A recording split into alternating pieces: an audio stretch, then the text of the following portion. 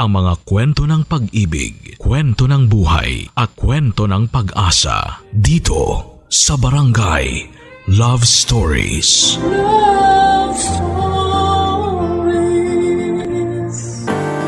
May kanya-kanya tayong pangarap oras na pumasok tayo sa relasyon.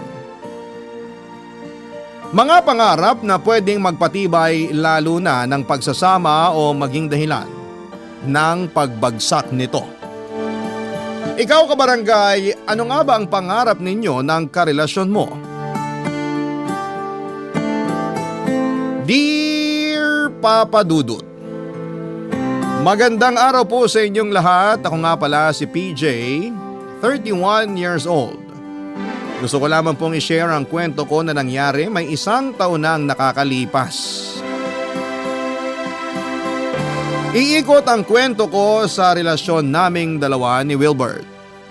Kaedad ko lang din, halos 10 years na rin kaming magkarelasyon. Pareho naman kaming legal sa side ng pamilya namin, kaya nakadagdag yon sa kagustuhan naming maging forever na ang relasyon naming dalawa. Hindi naman nagkaroon ng komplikadong problema ang relasyon namin. Naging peaceful ang pagsasama namin dahil magkaugali kami at hindi kami ma-issue na mga tao. Nagsama na rin kaming dalawa sa isang bahay para makatipid kami at para mas makilala pa ang isa't isa. Mas tumibay nga ang relasyon namin mula noong nagpasya kaming magsamang dalawa. Mas minahal namin ang isa't isa at hindi ko inakalang posible palang pangarapin mong makasama ang isang tao hanggang sa ibang buhay. Ganon ko kamahal si Wilbert at alam kong ganon din naman siya sa akin. Tulad ng ibang magkarelasyon ay nangarap din kaming maging maayos ang buhay namin. Ninais naming maging stable sa buhay para sa future ng pagiging pamilya namin. Napag-uusapan namin yon madalas kaya marami na kaming naplano bago pa kami umabot sa punto na nagbalak na kaming bumili ng bahay at lupa. Kahit nga hindi naman ganoon kalaki ang sahod namin ay nagtiwala kami sa isa't isa na mabibili namin ang pangarap naming bahay tulad ng iba. Na-inspire kami sa mga group sa Facebook kung saan ay nakapagpatayo na ang karamihan ng bahay. Doon din kami nakakakuha ng paraan at tips para madali kaming makapag-ipon para sa pangarap naming bahay. Inipon naming lahat ng nakita namin at halos mapuno na ng screenshots mula sa Facebook ang aming mga cellphone. Natuwa lang din ako na dedicated at ganado rin si Wilbert para sa pagbili ng bahay. Kaya naman naging madali na ang pagkakaroon ng inspirasyon sa amin para ipagpatuloy ang plano namin, Papa Dudut.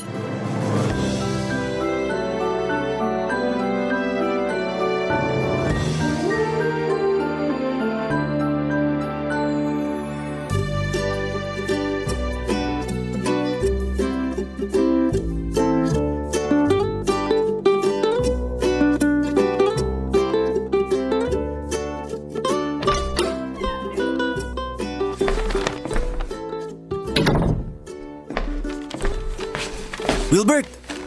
Oh, bakit ngayon ka lang umuwi ha? Di ka man lang nag-update. Mamaya ka na magbunga nga. Pero pag ikaw kahit mahal na araw pwede. Shhh! Mamaya na sabi eh. May binili ako. Gumastos ka na naman. Di ba usapan natin magtitipid na tayo para sa dream house natin? Kaya nga ako gumastos para sa dream house natin. Ha? Ay, hindi kasi muna hintayin yung sasabihin ko bago magbunga nga eh. Sorry, na-stress lang ako nung sinabi mong may binili ka. Bumili ako ng arinola. Ayaw mo na ba sa banyo natin? Ha? Bakit kailangan mong bumili ng arinola? Di naman yan kasama sa budget kasi pwede naman tayong umihi sa banyo, di ba? Hindi naman natin iihian yung arinola. Huwag mong sabihing balak mo diyang kumain. Hindi tayo mayaman. Pero sobra naman na kung sa arinola pa tayo hihigop ng sabaw. Lalagyan natin to ng ipon natin para sa dream house natin. Parang mas kampante ako maglagay ng pera sa alkansya o sa bangko. Kasi yung Arinola, ihi ang iniipon dyan, di ba? Pakicorrect na lang ako kung mali. Ihi naman talaga. Akala ko hindi mo alam. Pero sabi ng matatanda, swerte kapag naglalagay ng pera sa Arinola. Mas mabilis ang pag-iipon. Kung ano-anong pamahiin ang nalalaman mo, PJ. Ano sa susunod? Yung rice cooker dapat lagyan na ng medyas para bumango yung paa. Ito naman, ayaw kong seryosohin. Paano ko ba naman kasi seseryosohin yung sinasabi mo? Naturuan ako nung bata pa ako na iniihian ang Arinola. Yun lang ang purpose niya sa buhay. Wala ba kayong pamahiin sa inyo tungkol sa Arinola? Ganito ba ang sagot ko kung meron? Kasi nga sa probinsya namin, uso ang paglalagay ng pera sa Arinola. Kaya nga sa mga sari-sari store pansinin mo, laging Arinola ang lalagyan. Lalo na kapag barya. Mas matunog, mas maingay ang swerte. Nakakita na ako ng mga tindahan na may pulang maliit na Arinola na nilalagyan ng pera. Pero akala ko na-recycle lang nila dahil baka butas na. Kaya mas magandang i-repurpose na lang. Ew, mas kadiri naman yung iniisip mo. Inihian na yung Arinola tapos i-repurpose para lagyan ng pera? Aba malay ko ba? Baka may pamahiin din na kapag pumanghi ang pera dahil sa Arinola, mas dadami. Bagong bili tong Arinola, no? Tsaka sakto pula para swerte. Parang sa mga Chinese. Baka naman pumanghi ang pera natin kapag nilagay at binabadyan ha. Gusto kong mainis sa'yo pero panalo kasi ang sense of humor mo eh. Kaya nga patay na patay ka sa akin, di ba? Ang kapal mo. Kasing kapal mo tong takip ng Arinola. Basta di yan mapanghi, okay lang na ikumpara mo ako dyan. Oh, basta. Mag-iipon na tayo.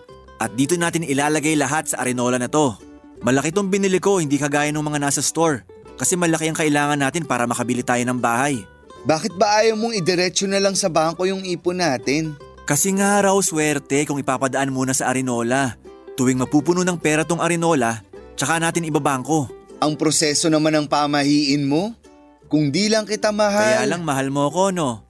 Kaya sa Arinola tayo mag-iipon. Mahal kita. Mahal din kita kahit magpapaniwala ka sa Arinola. Ipinagpatuloy namin ang usapan habang nagmemeryenda kami ng hopyang baboy at malamig na orange juice. Iyon kasi ang naging tradisyon namin tuwing pinagpaplanuhan namin ang future namin. Pakiramdam namin noon natutupad ang mga plano namin kapag sinasawsaw namin ang hopyang baboy sa nagyeyelong orange juice. Sinasabayan pa namin yon ng malakas na tawanan para marinig ng langit na kailangan naming matupad ang mga plano at mga pangarap namin. Kung hindi ba naman maingayan si Lord sa lakas ng tawa namin, ewan ko na lang talaga. Napag-usapan namin noon ng mga gusto naming bilhin sa bahay namin habang kaharap ang pulang Arinola. Bala ko noon na konting gamit lang ang bilhin para makasunod sa pagiging minimalist dahil yon ang uso. Kaya lang ay kinontra ni Wilbert dahil sabi niya, hindi pwede ang pagiging minimalist sa ating mga Pinoy. Lalo na tayong mga nasa low to middle income class dahil panigurado kahit mga paper bag mula sa restaurant na hindi mo naman magagamit ay itatago mo pa rin. Umaasa kasi tayong magagamit pa rin natin yon balang araw kahit na hindi naman natin alam kung kailan. Marami pa kaming napag-usapan at hindi sana kami titigil kung hindi lang namin napansin ang mabilis na paggalaw ng mga kamay ng orasan. Oras na para magpahinga dahil kailangan muli naming magtrabaho kinabukasan para sa mga pangarap namin. Sa pangarap naming tahanan. Bago kami nahiga ay humarap pa kaming dalawa sa malapad naming salamin sa kwarto. Pinagmasdan namin ang bawat isa at saka ngumiti. Binulungan ako ni Wilbert at sinabing balang araw mas maganda na ang isusuot naming pangtulog. Binulungan ko rin siya at sinabing balang araw ay maganda na ang bahay na pagtutulugan naming dalawa. Napangiti kaming pareho sa mga bulong namin at saka nagpa siya na humiga sa kama para magpahinga. Hanggang sa panaginip ay umabot ang pangarap kong bahay para sa amin ni Wilbert. Ganon katindi ang kagustuhan ko noon na makabili na kami kaya sisimula na nga naming punuin ang Arinola. Hindi ng ihi kundi ng pera. Mabilis lang sana ang pag-iipon kung walang problemang biglang darating sa harapan mo. Inaasahan ko naman ng may mga problemang haharang sa pag-iipon namin. Kaya lang ay hindi ko inaasahan kung gaano yon kabigat. Papa Dudut.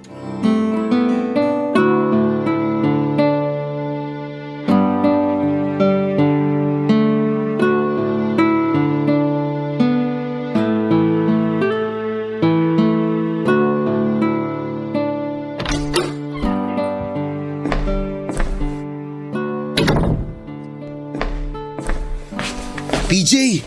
Oh, bakit ngayon ka lang? Di ka malang nag-update. Mamaya ka na magbunga nga.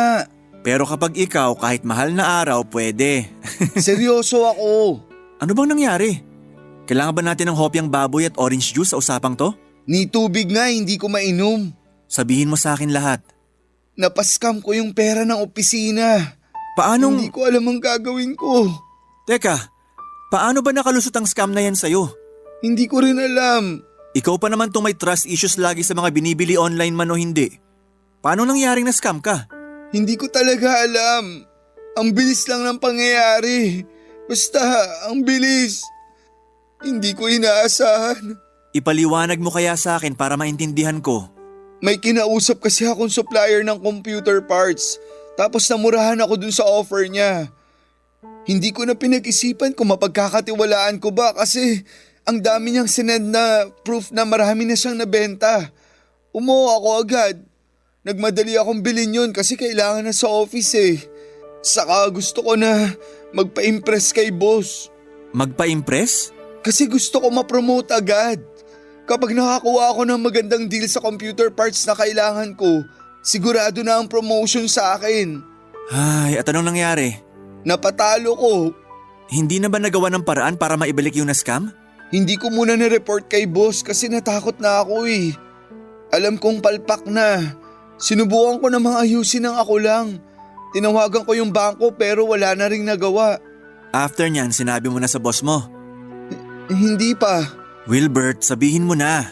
Sasabihin ko lang sa kanya kapag may pangbabahid na ako. Malaking halaga ang kailangan ko.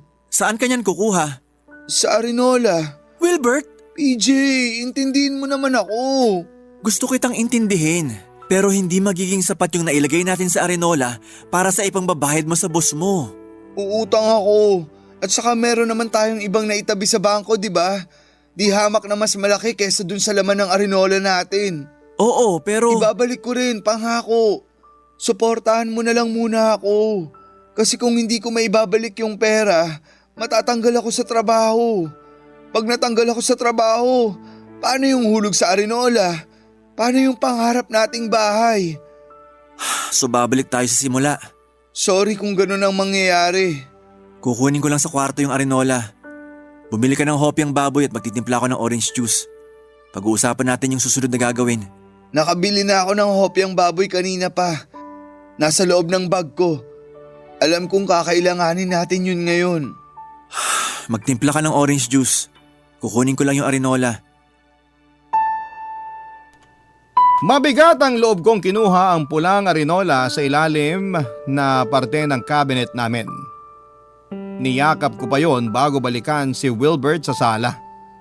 Nakapagtimpla na siya ng malamig na orange juice at nailabas na rin sa kanyang bag ang hopyang baboy. Inalok na niya sa akin ang mga yon bago kami nagsimulang pag-usapan ang susunod na plano. Nawala ng tamis ang orange juice sa akin. Hindi ko na-enjoy ang hopyang baboy tulad ng dati. Napakabigat ng nangyari kay Wilbert na kinailangan naming umatras sa pangarap naming bahay. Nasaid ang ipon namin sa Arenola pati na rin ang nasa mga bangko namin. Naiyak na lamang ako noon pero wala na akong magawa pa kundi ang tulungan at suportahan siya. Naisip ko na makakapag-ipon pa rin naman ulit kami. Kaya lang ay sumiksik sa utak ko kung kailan namin mababawi yung nawala sa akin. Aaminin kong may hinanakit ako kay Wilbert dahil sa mga nangyari. Pero noong napansin kong nanlulumo na siya dahil sa lungkot na nakita niya sa mukha ko, pinilit kong patatagin ang sarili ko. Inisip kong isa lamang itong pagsubok para sa aming dalawa at paniguradong meron pang mas malaking biyaya ang maibabalik sa akin kapalit ng nawala. Yun na lamang ang pinanghawakan ko para kahit papaano ay tumamis na ang orange juice at sumarap ng muli ang hopyang kinakain ko. Nakatulong naman ang pagiging positibo namin noon. Ang huling plano namin bago maubos ang hopyang baboy at orange juice ay magtulungan pa rin kaming dalawa kahit na anong mangyari. Sa mga panahong 80% lang ang kayang ibigay ng partner ko, subukan mong punan ang 20% para mabuo ang 100% kailangan ninyo para makausad sa problema ninyo sa relasyon ninyo. Yon, Papa Dudut, ang naging dulo ng plano namin. Nakagaan yon kahit papaano sa amin at pinagdasal ko na lamang din na mapuno muli ang pulang arinola na pinanghahawakan kong makapagdadala ng swerte sa buhay at sa mga pangarap namin. Kaming dalawa, hawak kamay at walang iwanan kahit na anuman ang maging problema. Barangay Love Stories. Barangay Love Stories. Sa pagdaan ng mga araw ay unti-unti ay nakapaglagay na kaming muli sa pulang arinola. Hindi ko pa rin siyempre matanggal noon sa isipan ko ang nawalang pera noon. Malaki ang ginawa naming pagtitipid para makahabol sa nawala sa amin. Hindi na kami nakapag-date sa labas tulad ng dati. Nakakailang painit kami sa mga ulam na nabibili namin sa karinderya na binabaon na rin namin sa aming mga trabaho. Nabawasan na rin ang mga pagkakataon na bumibili kami ng hopyang baboy at orange juice. Hindi dahil hindi namin yun afford kundi dahil wala pa kaming susunod na plano. May mga pagkakataon noon na gusto kong sisihin si Wilbert sa mga nangyari. Pero pinigilan ko ang sarili ko dahil alam kong hindi yon makakatulong sa sitwasyon namin. Ayoko rin namang magkaroon ng problema ang relasyon namin dahil lang sa isang pagkakamali niya. Lagi ko na lamang binabalikan yung mga panahong nagsakripisyo siya sa relasyon namin para lang may pangbawi sa nagawa niyang pagkakamali. Hindi man naging madali ang magpatawad noon pero kinaya ko dahil mahal ko siya. Papa Dudut, akala ko ayun na ang huling beses na magagalaw namin noon ang arinola. Pero hindi pala. Hindi ko inakalang muling mababawasan ang laman noon at dahil na naman kay Wilbert. Isa na namang panibagong pagsubok yon sa amin samantalang hindi pa ako nakakahabol sa pagpapatawad sa kanya sa unang beses na unang ginalaw namin ang arinola. Isang araw, Papa Dudut, habang naglalagay ako ng dagdag ipon sa arinola ay napansin kong parang nabawasan ang laman noon. Hindi naman malinaw ng 100% ang alaala ko. Pero alam ko kung hanggang saan na ang inabot ng ipon namin doon. Alam ko kung ilang libo ang nabawas doon sa unang tingin pa lamang. Nakaramdam ako ng kaba at una kong naisip ay si Wilbert. Hinintay ko siyang makauwi ng bahay para kumprontahin siya at hindi ako mapakali noon habang naghihintay sa pag-uwi niya. Inaral ko ang mga tamang salita na gagamitin sa paghaharap naming dalawa. Kaya lang ay iba pa rin ang lumabas sa bibig ko noong nakaharap ko na siya mismo, Papa Dudut.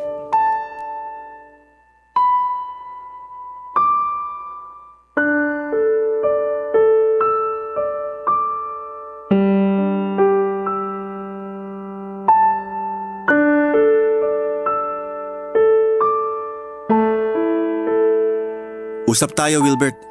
Urgent ba yan? Pwedeng maligo muna? Nanlagkit ako sa traffic kanina eh. Mabilis lang to. Kung saglit lang naman pala yan, hayaan mo muna ako makaligo para tuloy-tuloy na tayo sa pag-uusap. Ay, oo nga pala, may gusto akong panoorin. Umupo ka na, kailangan na natin mag-usap.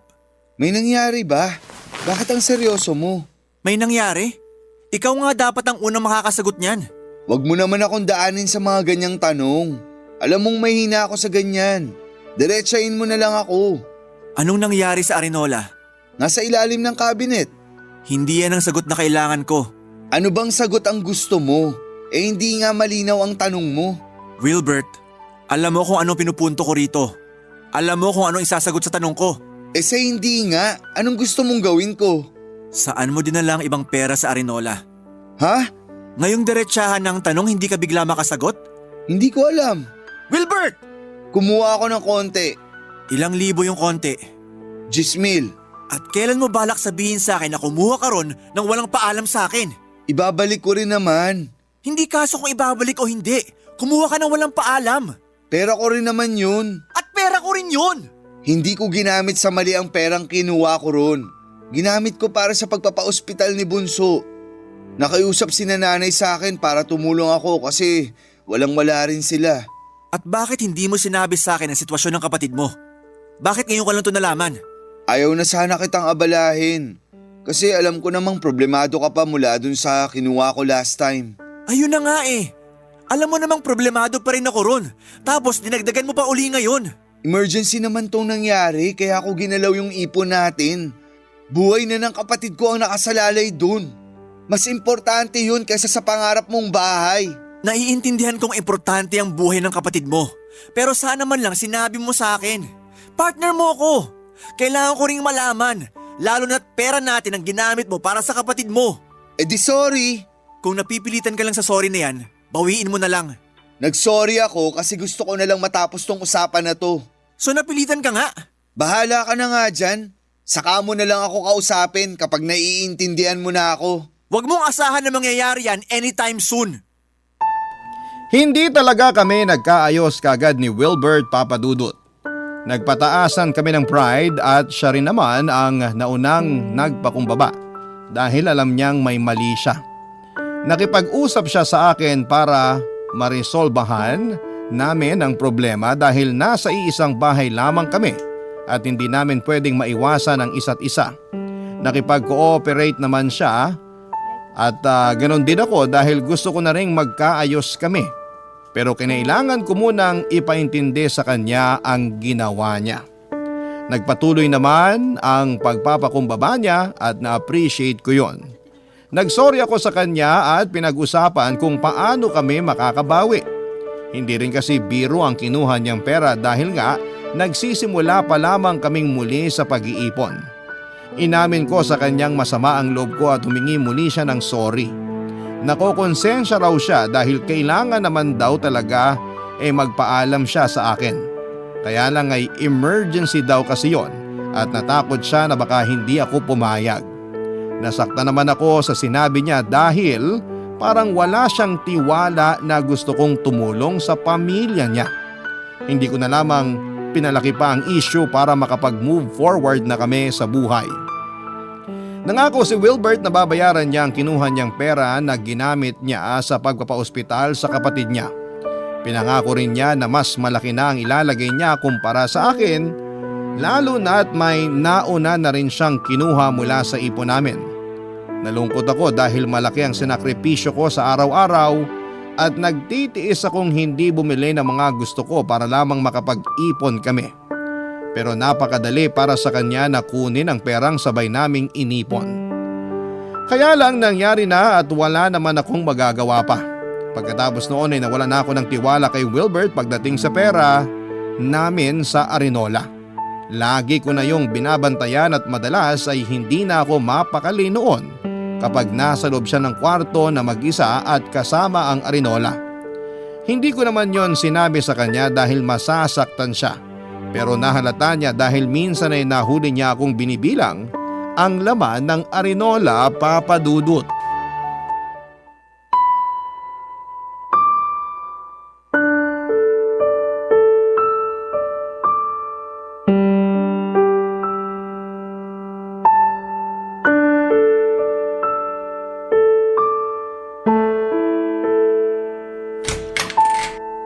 Sinat kita sa Facebook para bumaba ka na ng kwarto. Kakain na tayo. Sorry. May ginagawa lang ako. Bakit nakalabas ang Arinola? May listahan ka pa dyan. Teka, binibilang mo ba yung laman? Hindi naman. Naghulog din kasi ako kahapon eh. Chinek ko ulit ngayon. Ang ganda ng pagkakacheck mo ha. Nakalista lahat kung ilan ang tigi 1,000, 500 at 100 piso. Kulang na lang pati serial number ng pera nakalista na rin. Binibilang ko lang naman. Ano bang masama? Bakit ba pakiramdam ko binibilang mo yan dahil di mo na ako pinagkakatiwalaan? Ano bang pinagsasabi mo riyan? Ramdam ko namang wala ka ng tiwala sa akin pagdating dyan sa Arinola Ikaw lang ang nag-iisip niyan. Ah, talaga ba? Guni-guni ko lang ba yung pagbabantay mo sa akin lagi rito sa kwarto? Hindi mo ako magawang iwang mag-isa rito kasi natatakot ka na baka galawin ko yung laman ng Arinola, di ba? Alam mo, Ilang beses kang nagmamadaling puntahan ako rito sa kwarto kapag nauuna akong pumanik dito. Panay ang sulyap mo sa cabinet na akala mo laging kinakailangang bantayan niyang Arinola. siguro tama ka nga. Oo, ganyan nga. Mabuti at umamin ka rin. Masisisi mo ba kung gano'n na ako mag-isip ngayon? 2 beses ka nang kumuha sa Arinola. Tandaan mo yan. Pinaalam ko sa iyo yung una. At yung pangalawa? Mauuwi na naman ba to sa away? Kakaayos lang natin ha. Kung hindi mo naman minasama yung pagbabantay ko sa Arinola, hindi tayo aabot sa ganito. Mamasamain ko talaga. Kasi nagmumukha akong magnanakaw sa sarili kong pera Hindi mo lang to sariling pera. Pera ko rin to. Alam ko. Baka gusto mo ring idein na mas malaki ang karapatan mo dyan sa Arinola dahil nakailang hugot na ako dyan. Kung pwede, bakit hindi? Yan na ba ang nagagawa sa'yo ng pera? Ito ang nagagawa sa akin ng pangarap ko. Sabi na para na naman sa pangarap mong bahay. Pangarap nating bahay. Normal lang naman na di agad masunod ang plano. Pero sana masusunod yung plano kung naging maayos ka lang. Nagsorry na ako, di ba? Ilang beses na ako nagmakaawa sa'yo na patawarin mo na ako. Pero may bubog ka pa rin pala sa akin. Hindi kasi ganun kadaling kalimutan yon dahil magkasunod yung ginawa mo. Ilang beses ko bang kailangang mag-sorry, PJ? Hanggat di ko nakukuha yung bahay na pangarap ko, hindi magiging enough ang sorry mo. Ah, talaga? Wag na lang natin palang ituloy na bumili ng bahay. Kasi mukhang hindi naman magiging enough ang sorry ko. Di wag na. Wag na, no? O sige, basagin na lang natin tong Arinola na to. Wilbert, wag! Akala ko ba swerte ang dala ng Arinola na to? Bakit puro kamalasan ang inaabot ng relasyon natin dahil dito? Wag mong isisi sa Arinola ang palpak na desisyon mo.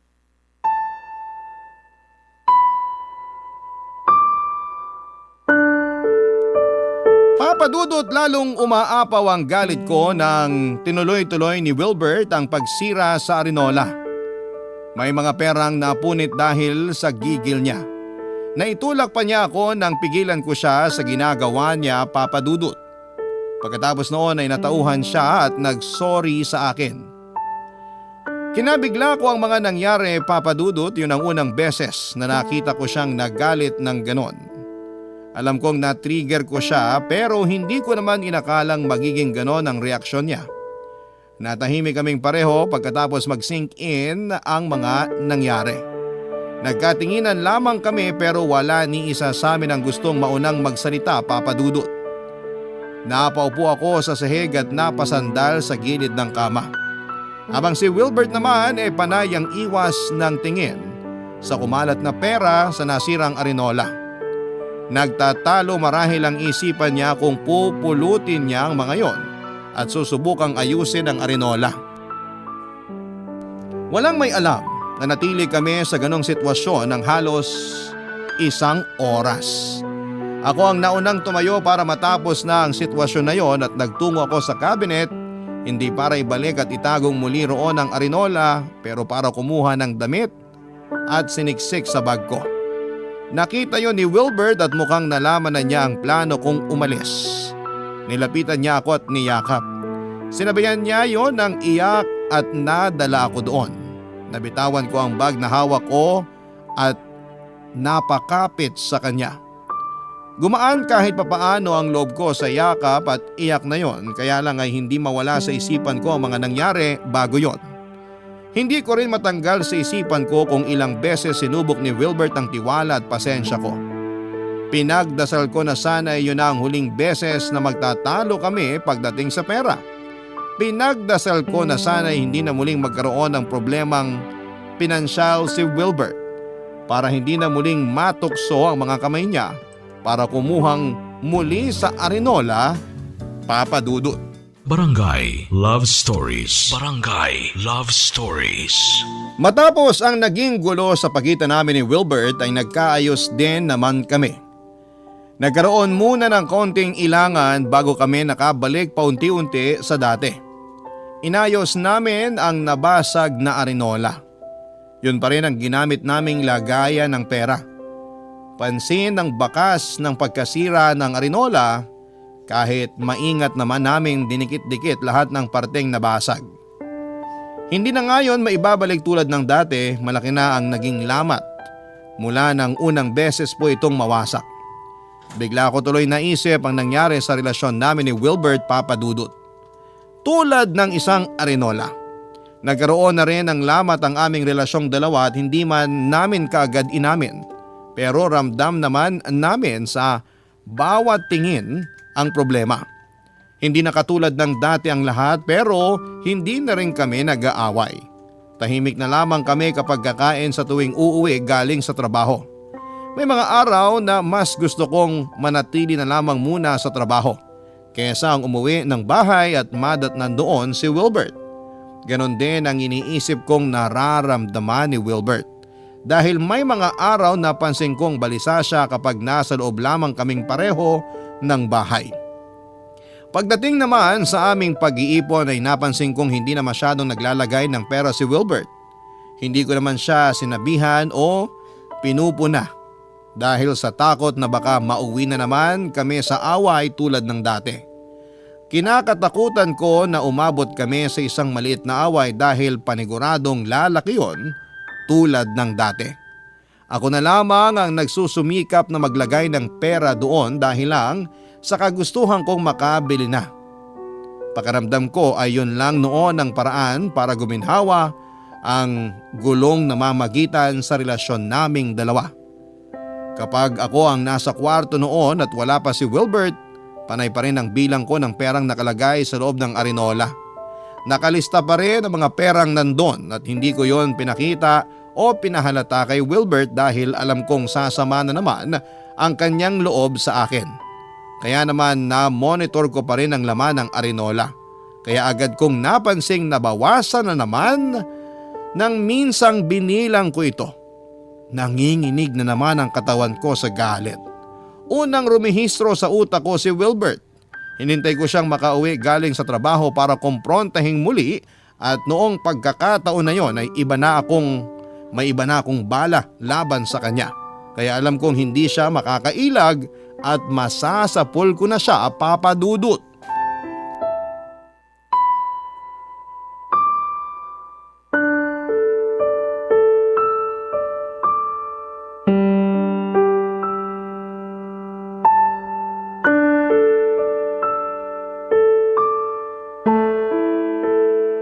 Amoy ala ka. Nagkayayaan lang kasama mga katrabaho. Kahit nakainom ka, kaya mo bang makipag-usap sa akin? Nakikipag-usap naman ako sa'yo ngayon. Maayos pa naman ako. Sa bagay, mas maganda makipag-usap sa lasing kasi paniguradong hindi raw magsisinungaling. May problema na naman ba, PJ? Siguro. Diretsahin mo ko. Alam mong ayoko ng ganyan. Okay. Bakit kumuha ka na naman ng pera sa arinola? Nagbilang ka ulit nung wala ako? Di na talaga mapirmi ang trust issues mo, no? Sabihin mo nga sa akin kung paano mawawala ang trust issues ko. Pinatunayan mo na naman sa akin na tama lang ang ginagawa kong pagdududa sa'yo. Papalitan ko rin. Kailan pa? Hindi ka pa nakakapagbayad sa una't pangalawa, tapos kumuha ka pa. Pag sinabi kong papalitan ko, papalitan ko. Konti na nga lang ang inihuhulog mo sa arinola, pero grabe ka pa rin dumakot. Bakit di mo nalang inubos? Nahiya ka pa. Di mas lalo mong napansin. May nakakatawa talaga sa nangyayari, Wilbert. Ayoko na kasing ma-stress. Ayaw mong ma-stress, pero ikaw itong may kagagawa ng stress mo. Kumuha ulit ako para sa maintenance ni nanay. Sinungaling! Hindi ako nagsisinungaling. Sabihin mo yan sa nanay mo na nakausap ko kanina lang. Pakialamera. Talagang pati nanay ko dinamay mo pa rito. At bakit hindi? Ikaw ang unang nandamay sa kanila dati, di ba? Bukas na lang tayo mag-usap. Paano mo nagawang magsinungaling tungkol sa kapatid mo? Ano? Hindi naman pala na ospital ang kapatid mo. Paano ka nakagawa ng ganun pagsisinungaling tungkol sa buhay ng isang tao? PJ! Yung totoo lang ang kailangan ko. Kung ayaw mong basagin kong arinola na yon sa mukha mo. Gusto mong malaman lahat? Dalian mo! Yung pangalawang kuha ko sa Arinola, ginamit ko para ipangsugal. Para mabilis ako makabayad sa una kong atraso sa'yo. Sa ipon natin. Hindi kita minadali na magbayad. At talagang sa sugal ka pa kumapit? Yun lang ang paraan na alam kong mabilis. Ay. At dun sa unang beses na kumuha ako sa Arinola, Please, sabihin mong tungkol talaga yan sa na-scam sa'yo sa trabaho. na-scam naman talaga ako. At? Na-scam ako pero hindi sa trabaho. Na-scam ako ng isang babae. Ituloy mo! May naka-video call akong babae. Nakalandian. Habang tulog ka, may ginawa kami habang nagvi-video call. Hindi ko alam na na-record ng babaeng yun yung ginagawa ko at ginamit niya yun para i-blackmail ako. Malaking halaga yung kailangan niya at wala akong magawa. Dun totoong napunta yung unang pera na kinuha ko sa Arinola. EJ, I'm sorry. Isang beses lang naman yun. Hindi ko na inulit.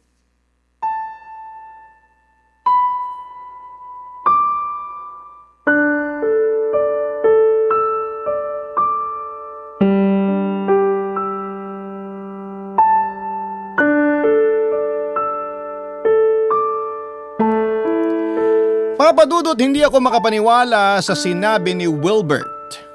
Ni sa panaginip ay hindi ko man lang nakitang magagawa niya yon sa akin. Napatanong ako kung ano bang kulang sa akin para gawin niya yon sa akin. Inasahan kong iiyak ako at magwawala ng mga oras na yon pero hindi po yon nangyari. Nakatitig lamang ako sa kanya at siya naman ay nag-aabang ng mga salitang pwedeng makasakit sa kanya. Hindi ko yon ibinigay sa kanya.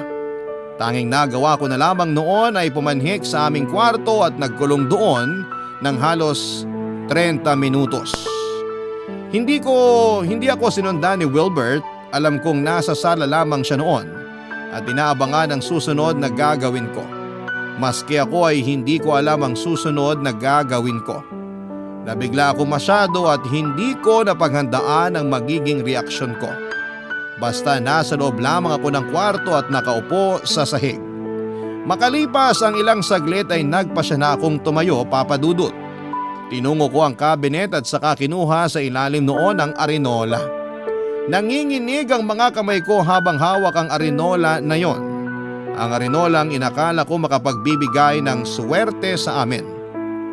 Pero kabaliktaran ang naidulot sa relasyon namin ni Wilbert.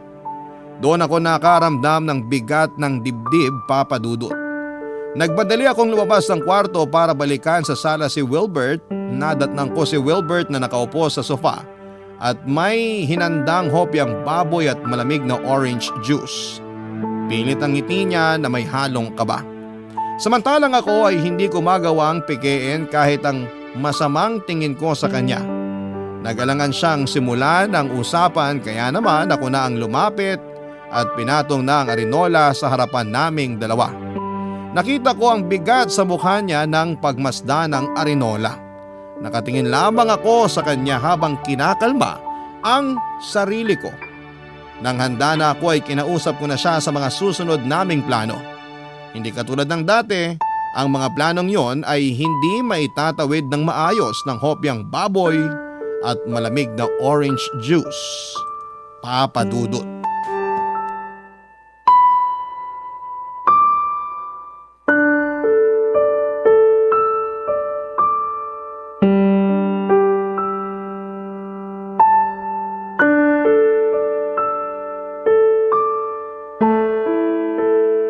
Kumain ka muna.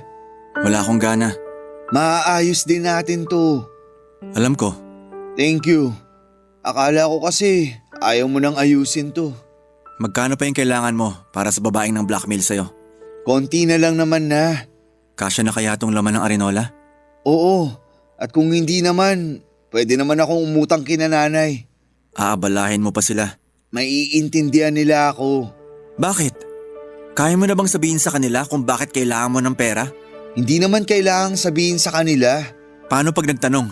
Hahanap ng dahilan. Maghahanap ng dahilan? O gagawa na naman ng kasinungalingan? Baka mamaya sabihin mong ako naman ang na-ospital. Hindi kita tutulungan dyan. Hindi naman ganyan. Basta, ako nang bahala. Ikaw ang bahala, pero iba ang nagdudusa. Ayusin na lang natin to. Malulusutan din natin to. Hindi ko nga alam kung bakit kailangan kasama ko sa dapat lumusot sa problemang sinimulan mo. Alam ko galit ka pa sa akin at naiintindihan kita. Pero kailangan ko ng tulong mo. Yun naman lagi ang ginagawa ko, di ba? Simulan na natin kung paano to ayusin. Kung ano man yung kulang, huwag ka nang mag-alala. Ako na ang didiskarte. Kung hindi kinananay, doon na lang sa mga katrabaho ko. Mapapahiraman nila ako. Okay? Huwag kang mag-alala. Hindi na ako uutang sa'yo.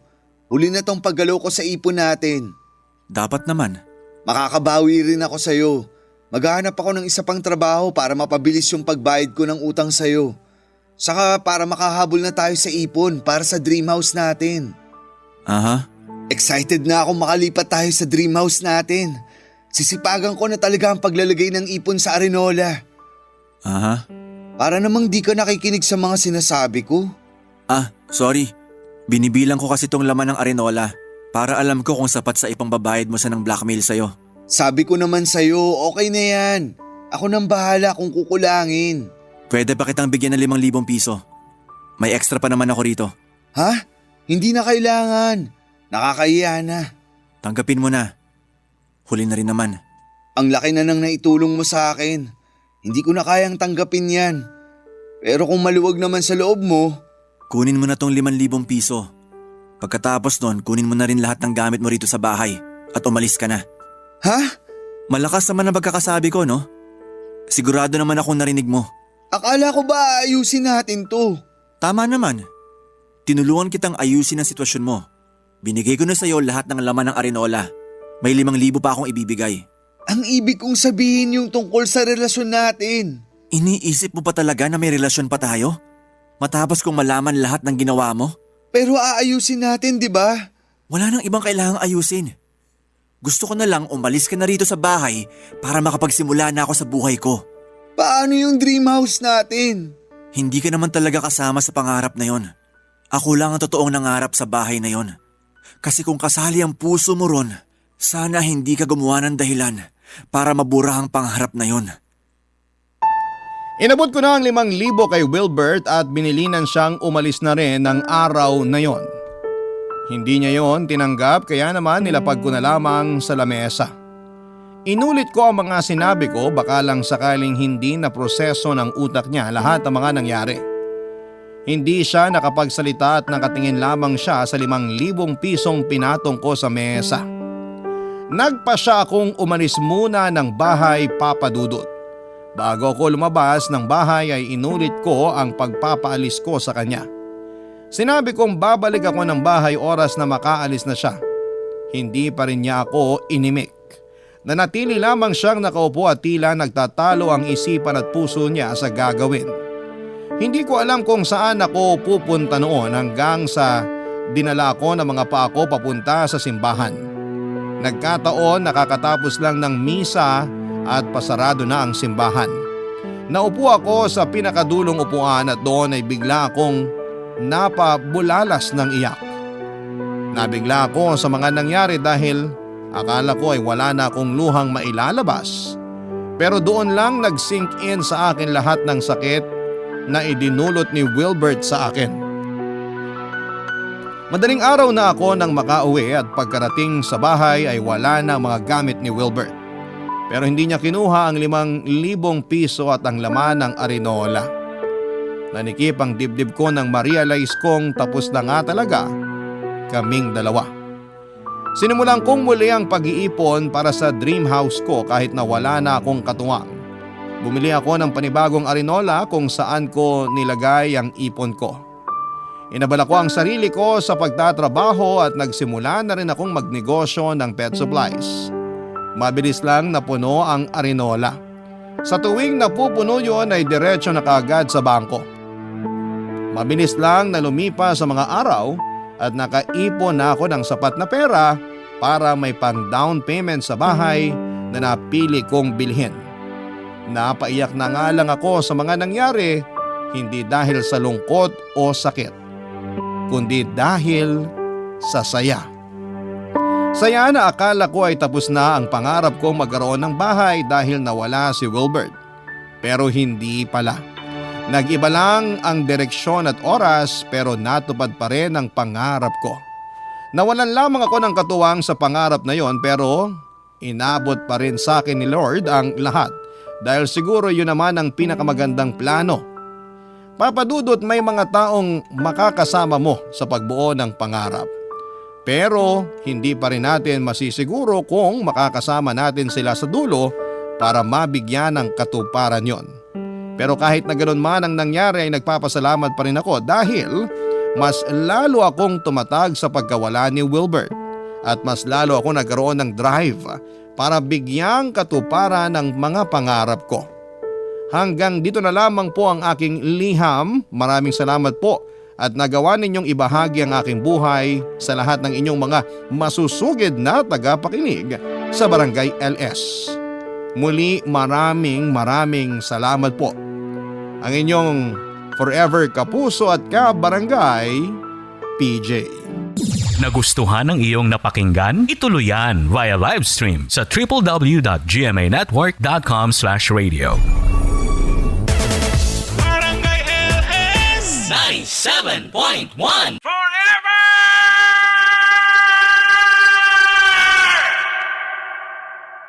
Ang mga kwento ng pag-ibig, kwento ng buhay at kwento ng pag-asa dito sa Barangay Love Stories. Love Stories.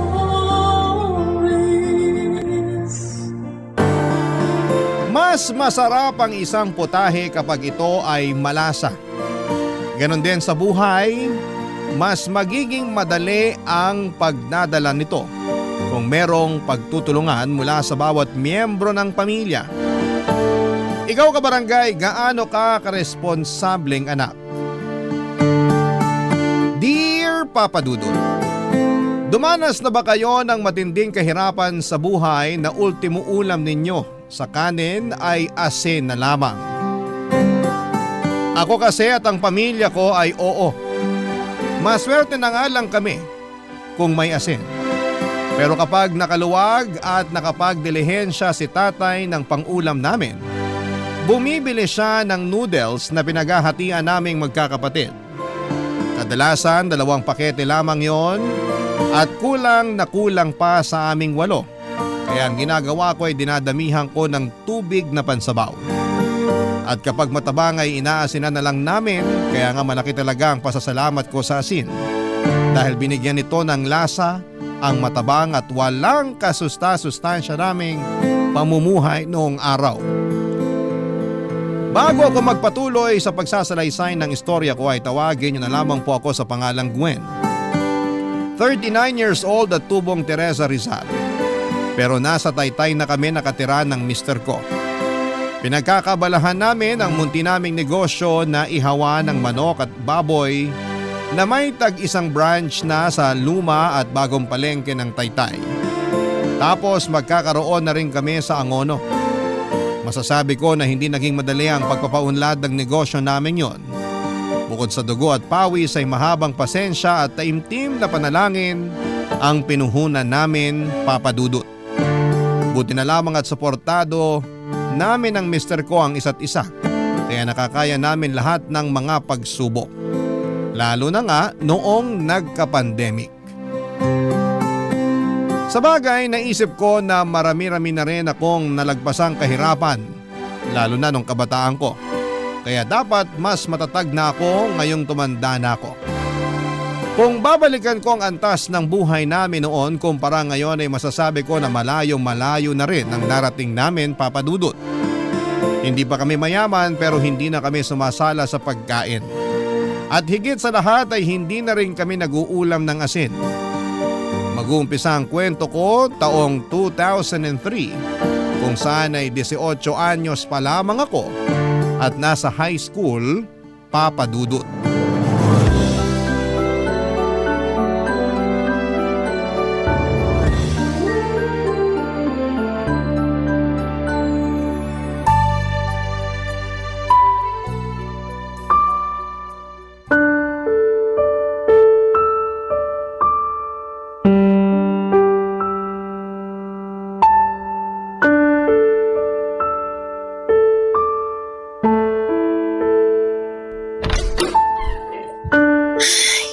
Nandito na po ako, Nay.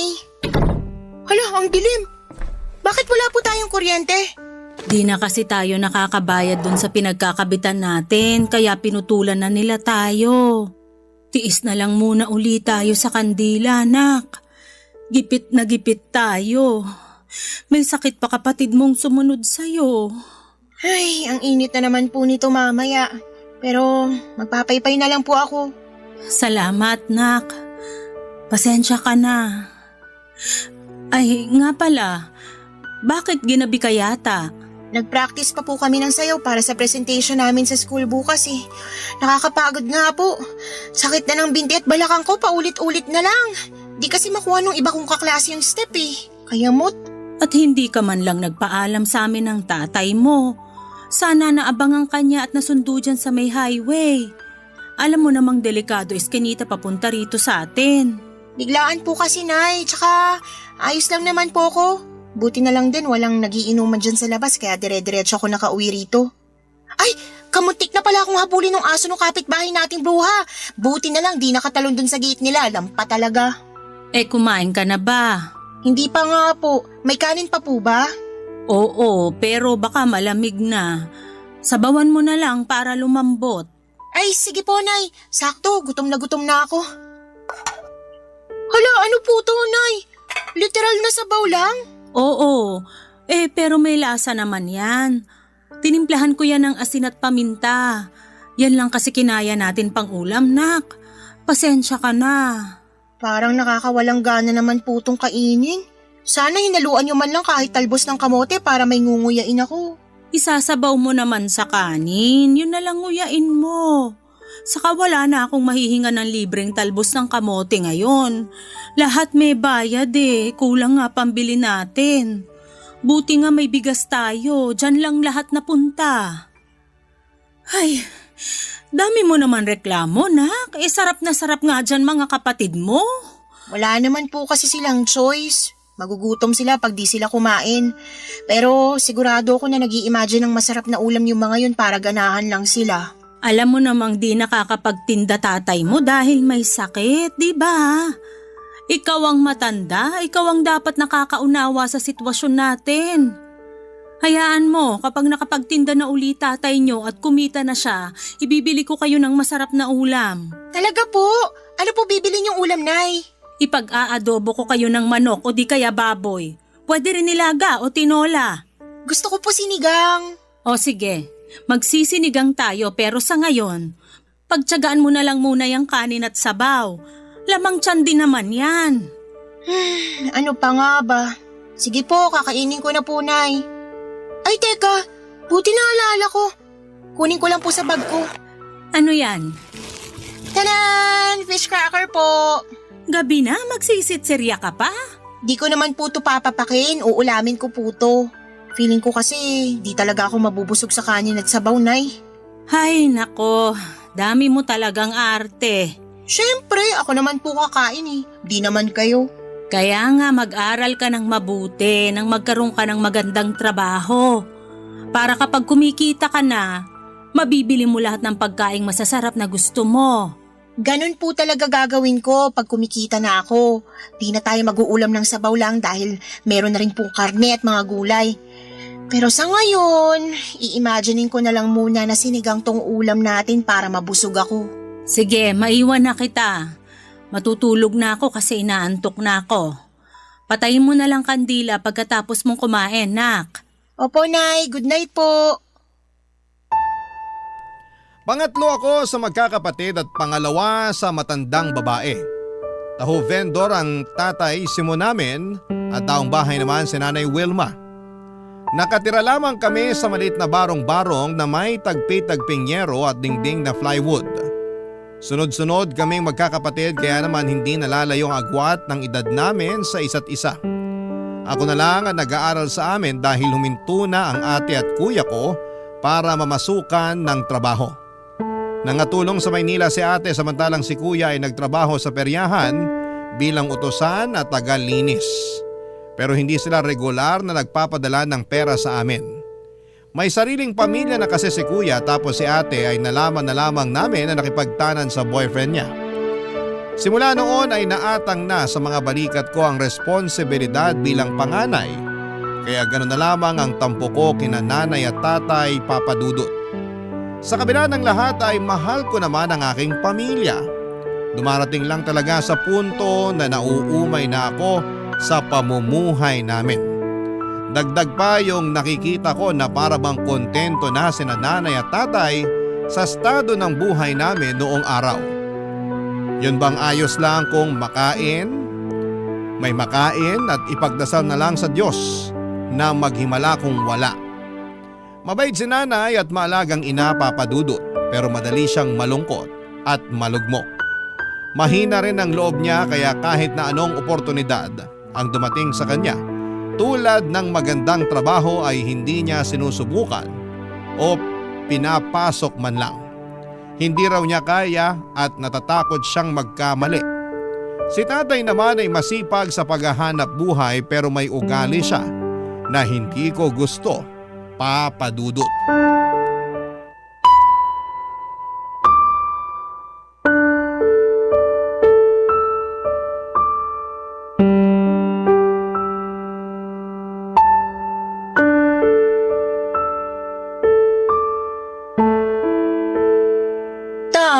Tama na po yung pag-inom nyo. Nakakalimang bote na kayo ng biri. Lasing na po kayo. Sino may sabi sa'yong lasing na ako? Kaya ko pa maglakad ng diretsyo.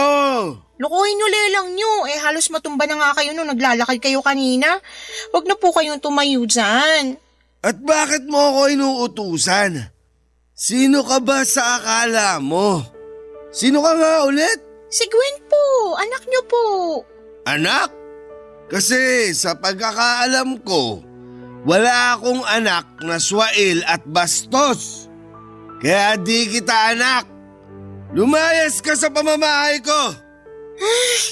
Hindi ko naman po kayo binastos. Nag-aalala lang po ako sa inyo kaya pinagsasabihan ko kayo. Tama na po, wag na po kayong uminom, tay. Bitiwan mo nga ako. Aray ko naman po, tay. Masyado ka kasing pakialamera. Masama po ba yun? Kanina pa kayo inom ng inom. Tapos pag nasobrahan kayo, magkakalat na naman kayo ng suka nyo. O bakit? Ano naman kung magkalat ako? Nandyan ka naman para linisin, di ba? Sabi mo, anak kita. Kaya responsibilidad mo na pagsilbihan ako na magulang mo. Gusto nyong pagsilbihan ko kayo, ang tigas-tigas nga ng ulo nyo. Anong sinabi mo? Bastos ka! Nagsasabi lang naman po ako ng totoo. Tsaka, kayo po yung unang nang bastos dyan eh.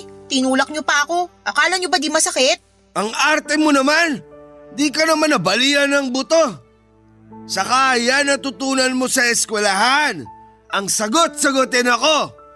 Aba, sana di ka na lang namin pinag-aral ng nanay mo. Sana nagtrabaho ka na lang para may silbi ka. Sumusobra na kasi kayo, tay. Ang sakit nyo pa magsalita. Alam mo, kaunti na lang madadago ka na kita. Ay ayoko sa'yo eh. Palasagot ka.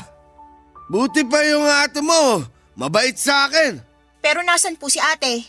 Nakipagtanan sa boyfriend niya, diba? Iniwan niya na tayo. Pinabayaan na tinakasan kasi siguro nagsasawa na siya sa pamilya natin. Ayaw na niyang tumulong sa atin kasi pagod na siyang maghirap kasama natin. Sumusobra ka na, Gwen! Nasasaktan po ba kayo kasi alam niyo totoo sinasabi ko? Pag di ka pa nagtigil, masasampal na talaga kita. Anong nangyayari rito? Bakit ka sumisigaw, Noli? Yan kasing anak mo. Balasubas sumagot sa akin. Nagpipigil lang ako pero gusto ko na talagang sampalin. Ano ba kasing sinabi mo sa tatay mo, nak? Di yung totoo. Pabida kasi si tatay, laging kinukumpara sa akin si ate pero iniwan naman tayo kasi ayaw na tayo makasama. Tumigil ka na Ako ba talaga yung pabida? Dago ka na kaya kita. Sige po, gawin nyo. Total, dyan naman kayo magaling. Halika rito. Ipapakita ko sa'yo kung saan ako magaling. Pwede ba tumigil na kayo? Yang anak mo ang patigilin mo. Huwag ako. Isa, Wilma. Dadago ka na rin kita. Bakit naman ako nadamay dyan? Umaawat lang naman ako. Damay ka na kasi kamukha mo yung bruwang yan. Ano naman pong koneksyon nun? Malaki. Kasi pareho akong nayayamot sa pagmumukha niyo ng nanay mo. Sarap yung pag-untugin mga peste kayo. Mabuti pa, makalayas na sa pamamahay na to. Saan ka pupunta? Basta, malayo sa inyong dalawa. Prangka at masakit magsalita ang tatay ko, lalo na pag nakainom. Kaya nga kahit na alam ko ang bagay na yon ay nasaktan pa rin ako sa mga sinabi niya. Pero hindi rin naman ako yung klase ng tao na mananahimik na lamang pag pinagsalitaan ako ng hindi maganda. Sumasagot ako at nangangatwiran at para sa akin ay walang kinalaman ang mga natutuhan ko sa eskwelahan kasi alam kong agrabyado na ako. At ayoko sa lahat ang iniinsulto kahit na sarili ko pang mga magulang papadudot. Kaya nga suwail at bastos na anak ang tingin sa akin ni tatay. Sa bagay, hindi ko na yon maaalis sa kanya dahil hindi ako ang paborito niya. Ayoko na lang na makipagkompetensya sa ate ko lalo na at hindi rin namin siya mahagilap ng mga panahong yon. Bigla tuloy akong nainggit sa kanya kasi mabuti pa siya. Nakatakas na sa responsibilidad sa pamilya namin. Pero wala naman akong lakas ng loob na gawin ang ginawa niya dahil naaawa ko sa mga maliliit kong kapatid. Sila na lang ang rason kaya nananatili pa rin ako sa bahay namin ng mga panahong yon, papadudot. Barangay Love Stories. Barangay Love Stories. Nang mga panahong yon ay naisip kong tama si tatay sa mga sinabi niya. Na imbes mag-aral ay maghanap na lamang ako ng trabaho. Ganon din naman kasi yon, pag nakapagtapos ako ay magtatrabaho din ako. Kaya bakit hindi ko na lamang unahan? Wala nga akong diploma pero meron naman akong kita. Saka malaki ang maitutulong noon sa pamilya ko na porgang-porga na sa pag-uulam ng noodles, sardinas at sabaw na may asin at paminta. Gusto ko namang makatikim ng fried chicken ang mga kapatid ko at magagawa ko lamang yon kung kumikita na ako ng pera na pambili. Nung una ay sinubukan kong mag-working student pero hindi ko talaga kinaya. Sa uli sinuko ko na lamang ang pag-aaral ko at nag-full-time tendera ng tinapa at ng dilis sa palengke papadudot. Mababa lang ang sahod ko noon, nasa 250 pesos isang araw. Pero malaking halaga na yon para sa akin. Kaso'y hindi ko pa rin kayang bumili ng lechong manok. Kaya nagtiyaga na lamang kami sa pritong manok per piraso na nabibili sa kanto. Masarap naman kahit puro harina at tumitigas pag malamig na. At least, hindi na asin o noodles ang inuulam namin dahil may nangunguya ng laman ng totoong manok ang mga kapatid ko. Masaya na sila doon kaya masaya na rin ako. At proud din ako sa sarili ko dahil nakakapag-abot na ako ng pera kay nanay ng mga panahong yon, papadudot.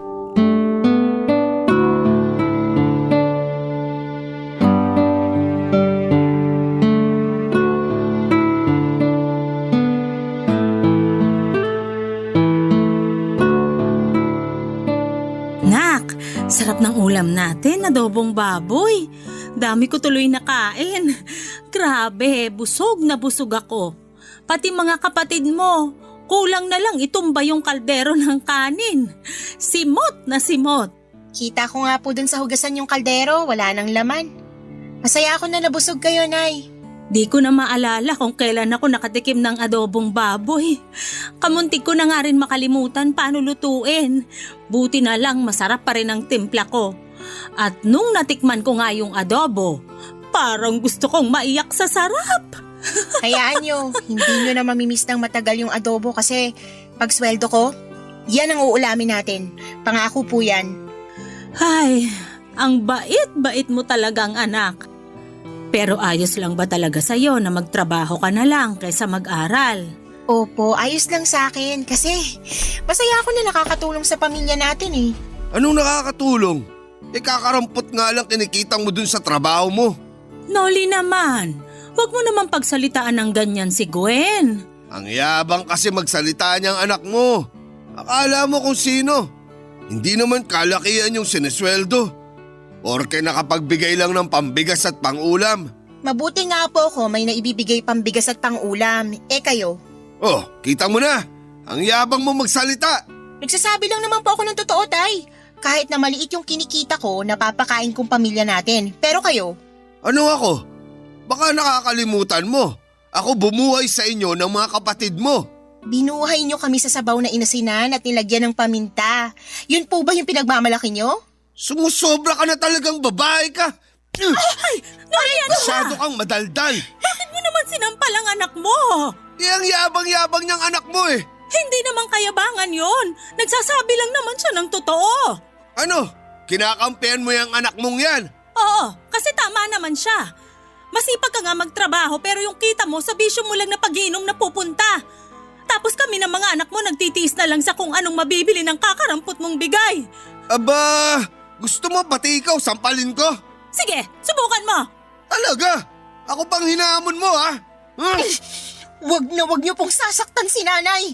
Nagkampihan pa talaga kayong dalawa. Sarap niyong pag-untogin. Pwede ba umalis na nga po kayo? Kanina ayos-ayos namin nag-uusap dito tapos dumating lang kayo para manggulo. Kung ikaw kaya palayasin ko sa pamamahay na to, baka nakakalimutan mo sinong batas dito. Hindi ko po nakakalimutan pero sana umayos naman kayo. Hindi na po tamang ginagawa nyo, Tay. Habang tumatagal, mas bumibigat pagdadala natin sa buhay ng dahil sa inyo at sa bisyo nyo. Hanggat hindi ikaw ang gumagastos sa bisyo ko, wala kang karapatan pagsalitaan ako ng ganyan. Anak lang kita. Tatay mo pa rin ako. Umalis ka na, Nolly. Di ba lalabas ka? Ganyan ka naman eh. Pagkagaling mo sa trabaho, lagi kang pumupunta sa mga barkada mo. Aalis talaga ako. Hindi mo na ako kailangang pagsabihan. Pero sana, umalis na rin yung anak mo. Kasi naiirita ako sa pagmumukha niyan. At saan naman pupunta si Gwen? Baka nakakalimutan mo na dito siya nakatira. Eh di ikaw na lang yung umalis. Tutal, wala ka namang silbi. Anong sinabi mo? Ay, ang hirap sa'yo. Ang hilig mo maglaro ng tanga-tangahan. Kainis, makalis na nga. Iyon ang unang beses na sinampal ako ni tatay kaya magkahalong gulat at galit ang naramdaman ko ng araw na yon. Hindi ko na rin pinigilan ang sarili ko na maglabas ng sama ng loob dahil pakiramdam ko ay sasabog na ako. Para sa akin wala siyang karapatang saktan ako kahit na siya pa ang tatay ko. Pakiramdam ko ay nanliit ako sa mga sinabi niya at nawala ng saysay ang pagtatrabaho ko para sa pamilya namin. Kaya umiyak na lamang ako pagkatapos noon at tinext ko ang boyfriend ko para magsumbong sa kanya, Papa Dudut. Makalipas ang 1 linggo ay nag-decide akong umalis na lamang sa bahay namin para makipag-live-in sa boyfriend ko. Masama pa rin kasi ang loob ko kay tatay at nakadagdag sa bigat nang nararamdaman ko yung hindi namin pagpapansinan sa bahay. Minsan nagpapasaring pa siya kung gaano ako kasamang anak kasi maramot daw ako. Sinasaway naman siya ni nanay pero nauuwi lang yon sa away kaya naaaburido na ako. Sukan-sukan na ako sa bahay namin kaya ginusto ko na lamang bumukod. Hindi naman nila ako napigilang umalis lalo na ni nanay at ng mga nakababata kong kapatid. Pero nangako ako na bibisita sa kanila at magbibigay pa rin ng perang pangkain at pambayad sa bills. Lumipas ang 5 buwan, habang nasa bahay ako para dumalaw kina nanay, ay meron siyang sinumbong sa akin.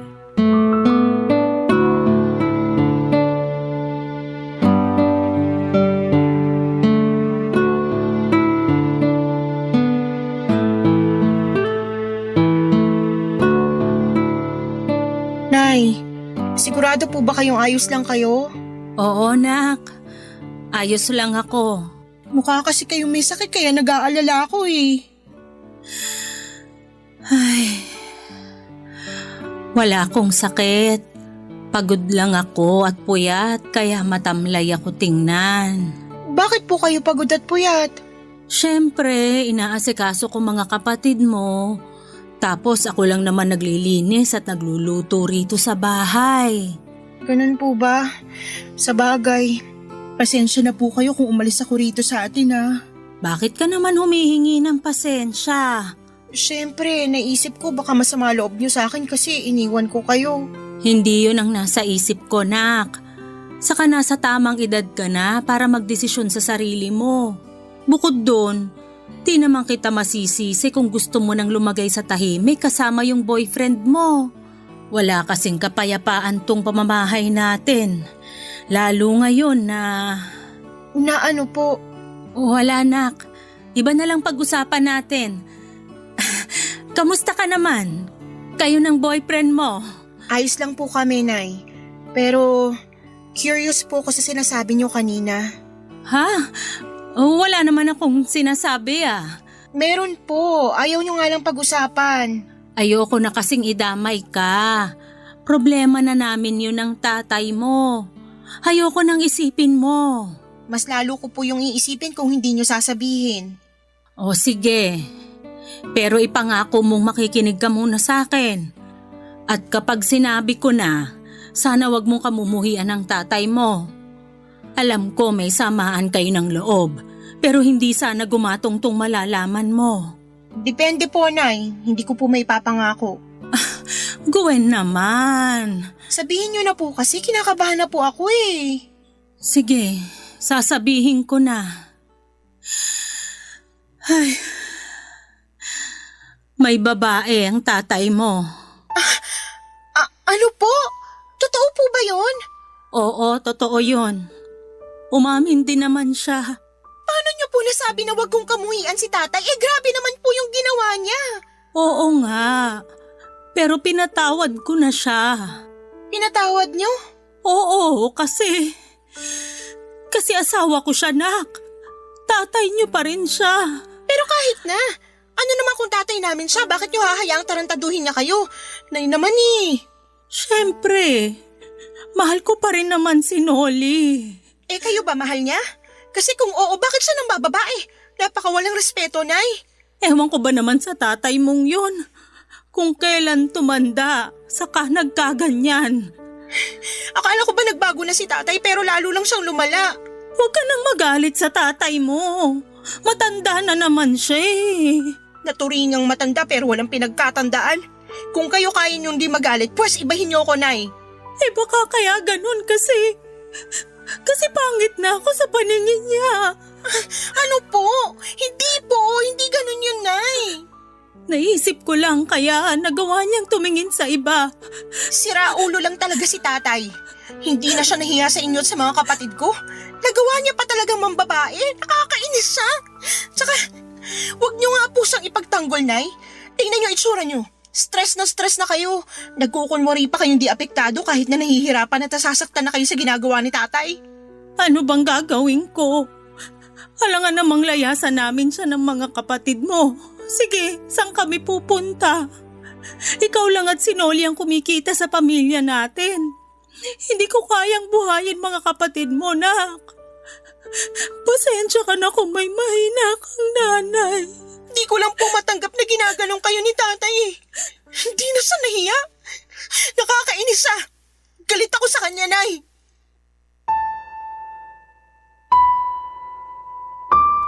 Habang pinakikinggan ko si nanay ay lalong kumukulo ang dugo ko.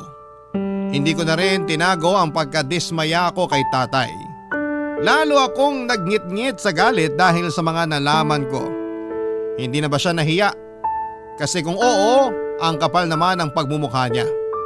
Pero naaawa rin ako sa nanay ko dahil wala siyang magawa, Papa Dudut. Natatakot siya na iwanan ni tatay kaya tiniis na lamang niya ang katarantaduhan nito. Kaya dinamayan ko na lamang si nanay hanggang tumahan siya. Nang gabi ring yon ay dumating ang tatay ko at nagulat siya nang makita ako sa bahay namin. Pero imbes na mainit na yakap at halik, sinumbatan ko siya sa mga sumbong na nalaman ko mula kay nanay. Tapos nauwi yon sa mainit-init na away na may sigawan kasabay noon ang pagpapalayas niya sa akin sa pamamahay niya, Papa Dudut. Iyak ako ng iyak nang ikwento ko sa boyfriend ko ang mga nangyari sa pagdalaw ko kina nanay. Wala rin naman siyang nagawa kaya niyakap na lamang niya ako ng mahigpit hanggang sa tumahan ako. Kahit na magkasama na kami sa isang bubong ay nagkasundo kami na hindi muna mag-aanak dahil mahirap ang buhay. Factory worker ang boyfriend ko at pinasok niya ako sa pinagtatrabahuhan niya. Nangako kami sa isa't isa na mag-iipon ng pera kasi gusto naming magnegosyo. Maswerte ako sa kanya dahil kahit pareho kaming laki sa hirap ay mataas naman ang ambisyon namin. At yon ay ang umasenso sa buhay, Papa Dudut. Barangay Love Stories. Barangay Love Stories.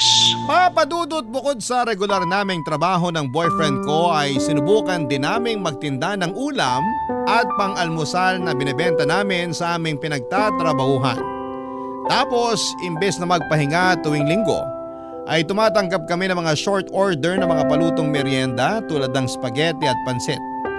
Ginawa namin yon para madagdagan ang income at ang ipon namin. At kahit na nga nakakaluwag na kami, mas naging matipid kami ng boyfriend ko. Hindi po kami tumigil sa pagtitinda para mahanap namin ang negosyong gusto naming i-pursue. Makalipas ang 8 taon, nag-resign na ako sa pabrika at sinimula na ang business naming ihawan ng manok, Papa Dudut. Nagbigay pa rin ako kina nanay ng pera pero laging nakakarating sa kaalaman ko na ginagastos lang yun ni tatay sa bisyo niyang alak at sa pagsasabong. Kaya naman nanatili pa rin hikahos ang pamumuhay ng pamilya namin. Bagay na lalong nagpahirap sa kalooban ko ng mga panahong yon. Nasabi ko na lamang sa sarili ko na ang bigat nilang dalhin dahil nauubos ako sa kanila. Ang hirap nilang tulungan kasi sinasamantala nila ang kabaitan ko. Pero hindi na lamang ako masyadong nag-isip ng masama dahil pamilya ko pa rin naman sila. Si tatay lang naman talaga yung mahirap pakisamahan sa amin dahil nagbago na siya. Wala akong ideya kung gaano kaseryoso ang problema ni tatay sa pagbibisyo niya hanggang sa makarating sa akin ang balitang sinanlan niya ang bunso namin sa kumpare niya para makautang ng perang pansabong. Agad ko namang tinubos ang kapatid ko at kinumpronta ang tatay ko, Papa Dudut.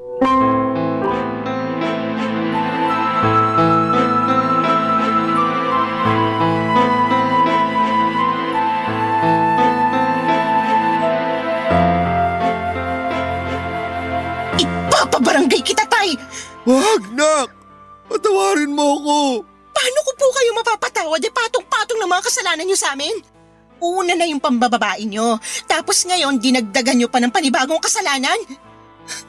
Anong klaseng ama kayo, tay?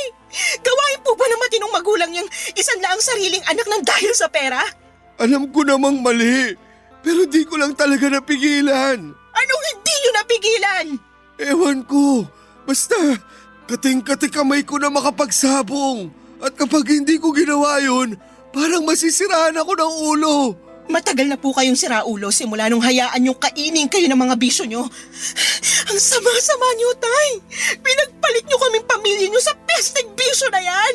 Nak, huwag mo naman pagsalitaan tatay mo ng ganyan.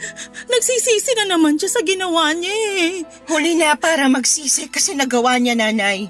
Tsaka naririnig niyo bang sarili niyo? Pinagtatanggol niyo si tatay matapos niyang isan lang kapatid ko. Nasisiraan na ba kayo ng bait? Hindi, pero tatay mo pa rin siya. Desperado lang siya kaya niya nagawa yun, pero alam kong hindi na niya uulitin. Sabihin mo kay Gwen na hindi mo na uulitin, Oli. Tama, nanay mo, nak. Hindi ko na uulitin. Kaya sana patawarin mo na ako. Magbabagong buhay na ako. Hindi na ako magsusugal o mambababae. Sana noon niyo pa yung ginawa. Ginagawa ko naman na eh. Wilma, sabihin mo nga sa anak mo na nagbabagong buhay na ako. Bigyan mo na ng isa pang pagkakataon ng tatay mo.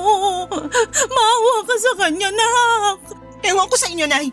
Hindi ko maintindihan kung bakit imbis na yung kapatid kong kampihan niyo, katatay pa rin talaga kayo kampi. Baka nakakalimutan niyo. Harap-harapan kayong niloko ng taong yan. Huwag niyong sabihin sa akin na ayos lang sa inyo na iniiputan niya kayo sa ulo. Siyempre hindi, pero matagal na yun. Matagal na nung huling beses na may kinaloko ang babae ang tatay mo. Hindi Hindi ko lang sinasabi sa'yo pero nakikita ko, nagbabago na siya. Sabi ko naman sa'yo, nak. Nagbabagong buhay na ako eh. Ewan ko, Tay. Hindi ko na alam kung sino paniniwalaan sa inyo ni Nanay kasi lumalabas para kayo nagkakampihan eh. Pinagtatakpan ni Nanay ang mga kasalanan nyo kasi mahal niya kayo. Alam ko. Kaya nga malaki pasasalamat ko sa nanay mo. Dahil hindi niya ako iniwan. Kaya sana, bigyan mo pa ako ng isa pang pagkakataon. Marami akong kasalanan sa pamilya natin. Lalong-lalo na sa'yo, Gwen. Gusto kong bumawi kahit bago man lang mamatay. Huwag mong sabihin yan, Noli. Hindi ka pa mamamatay. Hindi lang po kayo sa akin dapat humingi ng patawad, Tay. Doon din sa kapatid ko kasi panigurado na trauma yun sa ginawa nyo. Kaya nga desidido akong ipabarangay kayo. Pero sige, bibigyan ko pa kayo ng isa pang pagkakataon. Kaso pag naulit po to, hindi ko na kayo mapapatawad. Salamat, nak. Salamat talaga. Pangako, hindi ko na uulitin. Galit na galit ako kay tatay ng mga panahong yon. Marami akong tanong sa kanya dahil hindi ko lubos maisip na magagawa niya yon sa sarili niyang anak. Wala siyang konsensya at gusto ko siyang turuan ng leksyon sa pamamagitan ng pagpapakulong sa kanya. Pero nagmakaawa si nanay na huwag ko nang gawin yon. At nang mahimasmasan naman si tatay sa katarantaduhan niya ay umiyak siya. Dahilan para lalo kong maramdaman na maawa sa kanya, Papa Dudut. Parang nagbalik yung dati naming tatay na nawala matagal na panahon na ang nakakalipas at napalitan ng ganid at makasariling tatay nang malulong siya sa bisyo. Iba talagang nagagawa ng adeksyon. Mabuti na lang dahil natauhan na siya ng mga oras na yon. Pero takot na takot pa rin sa kanya ang mga kapatid ko. Hindi ko naman sila masisisi dahil nakakatroma ang mga pangyayaring yon. Pero pinatunayan ni tatay na gusto na niyang magbago matapos niyang lumuhod sa amin at magmakaawa na patawarin na namin siya. Simula noon ay tinigil na ni tatay ang kanyang mga bisyo at nag-focus na lamang siya sa pagtatrabaho. Bumalik po siya sa pagtitinda ng taho pero naaawa na ako sa kanya kasi matanda na siya para magbuhat ng mabigat at maglakad ng malayo. Kaya nga inalok ko sila ni nanay kung gusto nilang magtindahan para naman kahit nasa bahay lang ay kumikita na sila. Hindi naman sila tumanggi kaya pinondohan ko ang bagong negosyo nila. Unti-unti ay kumita ang tindahan nila nanay kaya naipaayos nila ang bahay namin. Masasabi ko po na nakaahon na kami mula sa kahirapan nang dahil sa aming pagsisikap at pagtutulungan.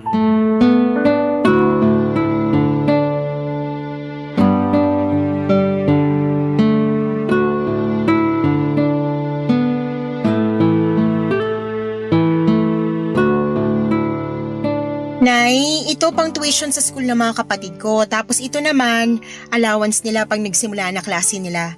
Magbibigay na lang po ulit ako sa susunod na buwan. Naku, nak. Sigurado ka ba rito? Ayos na tong pang tuition nila. Pero tong allowance, kaya na naming bigay ng tatay mo. Kumikita naman yung tindahan eh. Tama, nanay mo. Itabi mo lang yan. Baka kailanganin mo. Ayos lang po. Nakalaan po talaga to para sa mga kapatid ko. Kaya tanggapin nyo na po. Sige, Nanay. Nahihiya na kami sa'yo eh. Hindi na namin alam paano ka babayaran yan. Hindi naman po ako naniningil eh. Tsaka, bakit kayo mahihiya? Anak nyo ko, magulang ko kayo. Hindi na kayo ibang tao sa akin. Ang laki na kasi ng naitulong mo sa pamilya natin. Ang dami mong sakripisyo. Pasensya na kung kinailangan mong gawin yun para maiahon tayo sa kahirapan, ha? Nahihiya kami sa'yo. Kasi ikaw na yung tumayong haligi ng tahanan natin. Dahil naging siraulo ako nung araw. Ewan ko ba naman sa sarili ko? Buti na lang, mabait pa rin ang Panginoon. Kasi hindi niya inayaan na masira ko lalo ang pamilya natin. At malaki rin pagpapasalamat ko sa nanay mo. Dahil hindi niya ako iniwan. Siyempre, mahal kita eh. Pero malapit na talaga kita nun sukuan, kundi ka lang nagbago.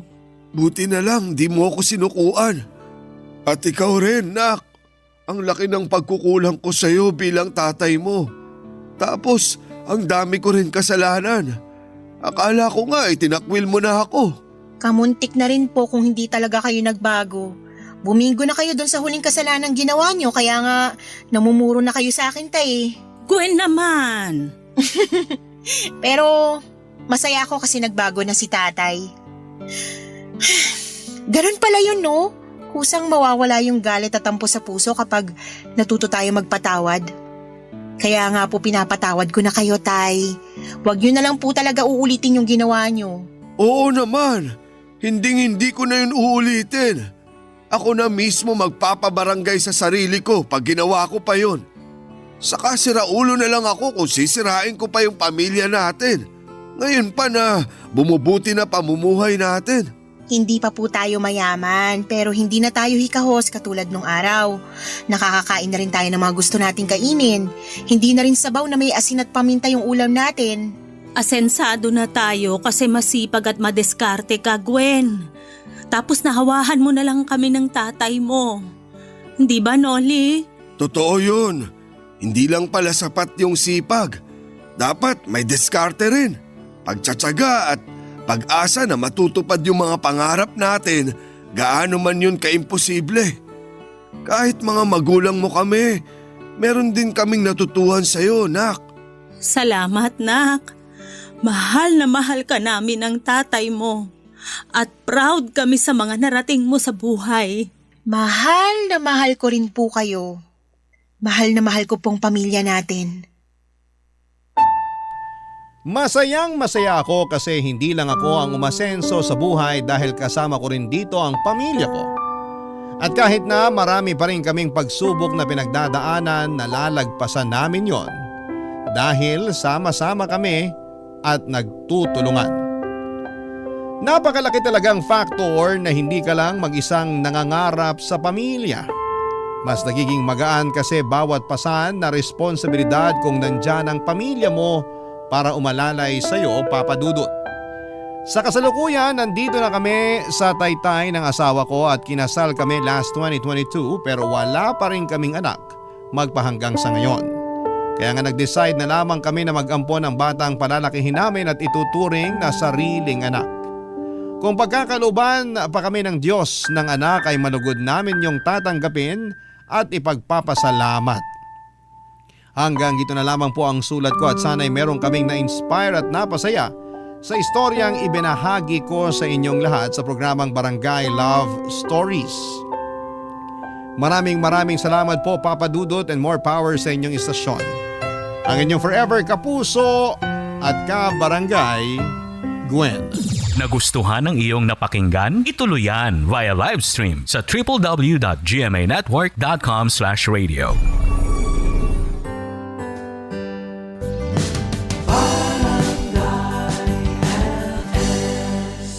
Forever.